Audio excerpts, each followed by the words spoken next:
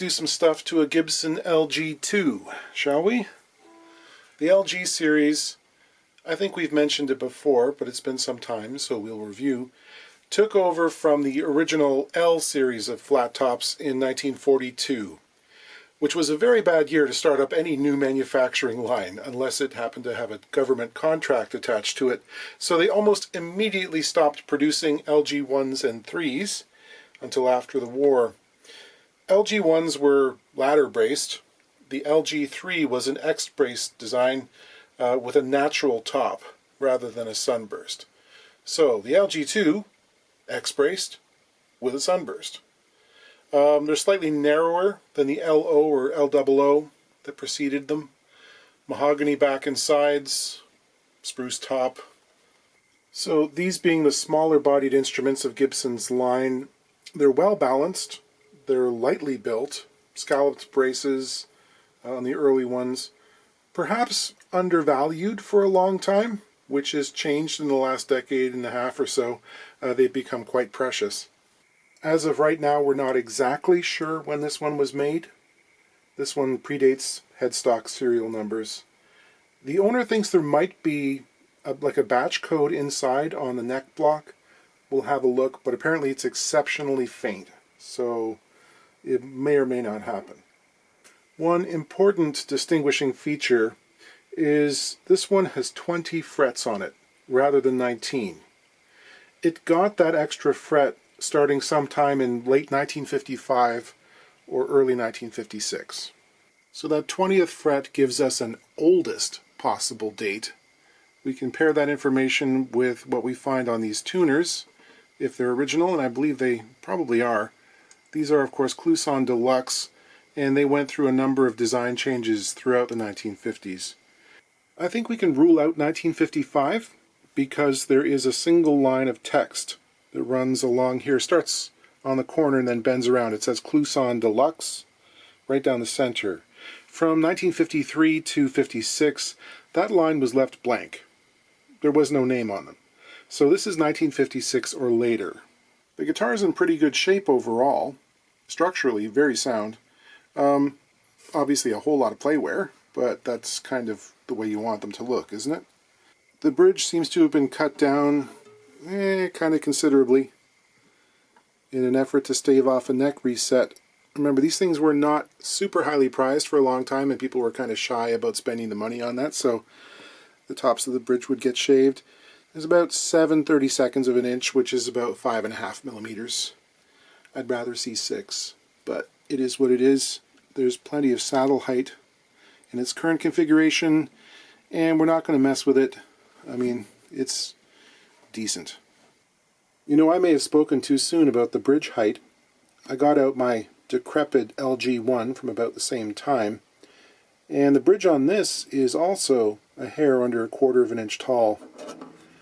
I guess it's possible it too may have been cut down, although their profiles are actually quite similar, and this has remnants from an original pearl dot, which seems to be full thickness there, so yeah, I guess they were making them with bridges that were less than 1/4 of an inch tall. I don't believe it's had a neck reset. Seems like there's still some lacquer in the crevice there. The action is still reasonably comfy. It's 7/64 on the bass side and 5 on the treble. Well, that's a good question. How high does the action need to be before it necessitates a neck reset? It really depends on how you play, you know. For me, it would be 8/64 and 6/64. If you're a hard driving bluegrass player, that might be just your regular action. Some people want really low action, 4/64. That would be considered kind of atypical for a guitar of this age. Usually, yeah, I would say over 8/64, 1/8 of an inch, more than 3 millimeters on the bass side, is probably getting into territory that's a little higher than it needs to be. The relief on this guitar is just fine at about 7 to 8 thousandths. The frets on this guitar, I believe, have been dressed down at least once. The height is around 30 thousandths. However, in first position here, where the guitar seems to have been played almost exclusively, the divots are down almost to the level of the board. They're so deep that there's no dressing them at this point. So we're going to do a partial refret, and that just entails the first 4 frets, because those are the only ones that were ever played. I don't see any evidence of a pickguard crack, which is kind of rare on these guys, as it is on Martins. The celluloid pickguards were glued directly to the surface of the spruce, and as they shrink over time, as celluloid is wont to do, they will pull open a grain line. They'll just pop it open on one side or the other, and sometimes both. But in this case, it must have been kept in fairly steady conditions. Just going to take a second and see how close my 1950s Gibson pickguard pattern matches up with this. This one is from a 1950 J50, and it's pretty darn close, which is good. I mean, if there were gross differences, I would obviously make a template of this and keep it around for future reference. Looking at the interior, you can see that they were being very generous with the fabric patch that reinforces the crossing point of the X-brace. With more light on the subject, you can see the characteristic shape of the scalloping on the tone bars. Quite different from Martin's, different shape, different tapers. There's also evidence of the speed in construction. Gibson braces never butt together in really tight, neat fashion. You know, there's always gaps. It's all kind of loose. Even the X-brace, it's not a tight-fitting piece of joinery. Very different construction ethos. Now then, this is the neck block. On the bottom of it, you might just barely make out that it was stamped with a rubber stamp. This is not the serial number that you'd find in a Martin. This is an FON, a factory order number. The higher-end guitars got paper labels that had an actual serial number. These inexpensive ones didn't. This is a number that Gibson used to keep track of parts in the factory. It's like a batch code. The record keeping was spotty, but there are people who are obsessed enough to have made a database of these things. In the 50s, each year had a letter prefix. It actually counts down backwards from Z or Z because they'd stopped use of the code during the war. Previous to that, it was going forward through the alphabet. The whole workforce enlisted, including the guy who kept track of the numbers, apparently, because they went to a different system. In 1952, they switched back to the letters. Here's my LG1. You can see the FON begins with Z or Z, meaning it's 1952. Sometimes I get lucky, and if I boost the contrast and play with the saturation levels, I can get more of the numbers to appear. It's a touch of forensic anthropology. That didn't work in this case so well with the first photo. So then I tried taking photos with varying amounts of raking light, angled, positioning it to the side, and then I boosted those up a bit, and what do you know? It's a V, which means it was made in 1956, and that fits with the single-line tuners. There's a sort of kind of accurate way to measure how deep the grooves are and just how much fret is under there.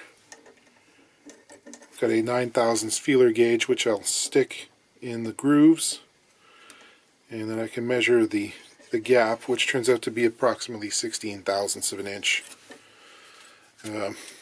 which again, anything less than about 25 is pushing it.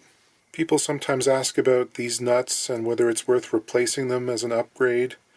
And I'd say, well, they're nylon, right? And they're exceptionally hard wearing. They just don't. All the play wear on this guitar, how deeply the frets are grooved, the slots in the nut are virtually like they were made yesterday. They just don't wear. So I don't see a reason to change it.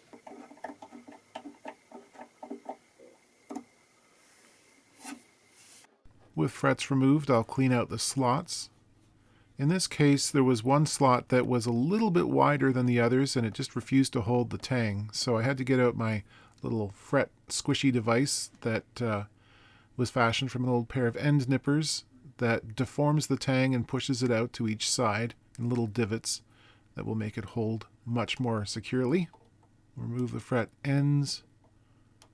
Then I'll level the new frets so they're the same height as the old frets. I'll do some recrowning. polishing, polishing, polishing, polishing, Paul. I'm a POLISHER. Okay, up next, we need to electrify this thing. The owner wants to put a pickup in, wants to be loud. And he's chosen the LR Baggs Hi-Fi pickup, which I believe I put into a similar guitar a few months ago on the channel here. You'll note that the picture that they provide here on the box has a wonderfully large, it's like an aircraft carrier, all kinds of room to put your sensors. In this case, the bridge plate in these is just slightly larger than the bridge itself, and there is not enough room to have these sit directly underneath the saddle and still be on the bridge pad all the way. That's an issue.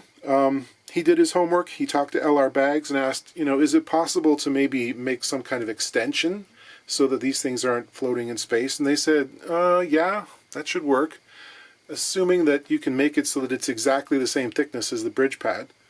Because if, there's disparities, then you could have, I don't know what would happen, some kind of aberrant behavior in the pickup, sonic irregularities. So, do you pull the bridge pad out of a guitar like this to put a bigger one in for this situation? Many people would say that is wrong. The owner is concerned about maintaining the tonal qualities of this instrument as much as possible. Again, if we're putting on, sensors onto the bridge pad, we are, of course, making a concession, because that will likely do something, possibly immeasurable to the tone. But again, people don't want to put a microphone in front of their guitars if they're performing. They want pickups. It's what we do now. So that's the thing. I'm going to be making as minimally invasive a bridge pad extender as possible so that these things can go in the proper location. I need some pretty accurate measurements, so I'm going to double stick tape this piece of ruler directly to the bridge pad and then get in there and look with a mirror to see what I have to play with. I've flipped the photo so the numbers appear the right way around. This is actually the high E side, and I've made a little outline there describing the general size and shape of the pickup sensor, and you can see that it's literally half on, half off. The other thing that's evident is the line of glue squeeze out along the front edge of the bridge pad, which I'm definitely going to have to deal with. Now I'm going to measure from the front of the bridge pinhole to the center of the saddle, and unfortunately these pinholes are angled into the bridge towards the saddle, so this can only be approximate. I'm going to guess that is around 11.5 millimeters from where it ends up on the inside.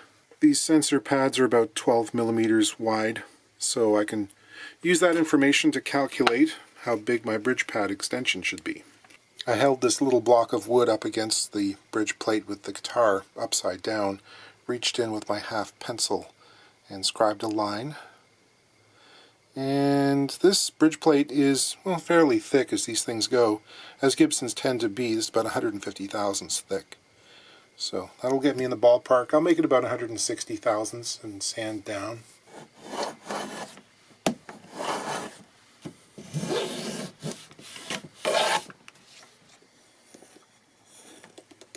Single edge razor blade. I'm going to try and guide off the front edge of the bridge pad and sort of crack through those droplets of glue that have accumulated in the corner. This is going to do a real number on my wrist, I know, I'm going into it. But it's probably a hide glue based adhesive, although it's reddish brown, which can mean that it might be adulterated with something. There are urea compounds and things that were used to extend glues, make the drying time a little bit longer. That can also make them behave in different ways. Like a 70-year-old instrument with hide glue, it's so crispy that usually just sort of crack right through it. But we'll see. These parts have to butt up against each other really cleanly. And, oh, this is awkward.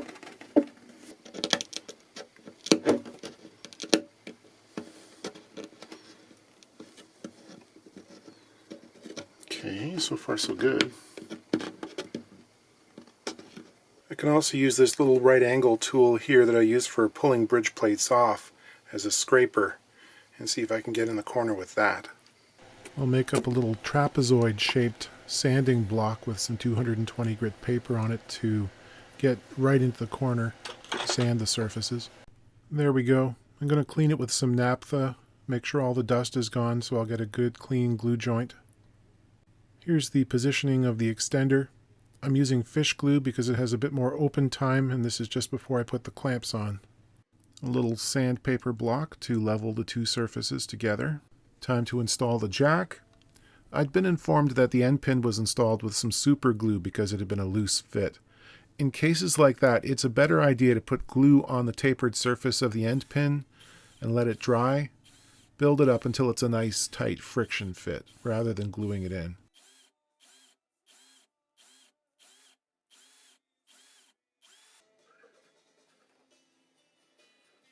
The Hi-Fi is one of the more finicky pickups to install because you have to route the leads for the sensors between the bridge pins and around the back.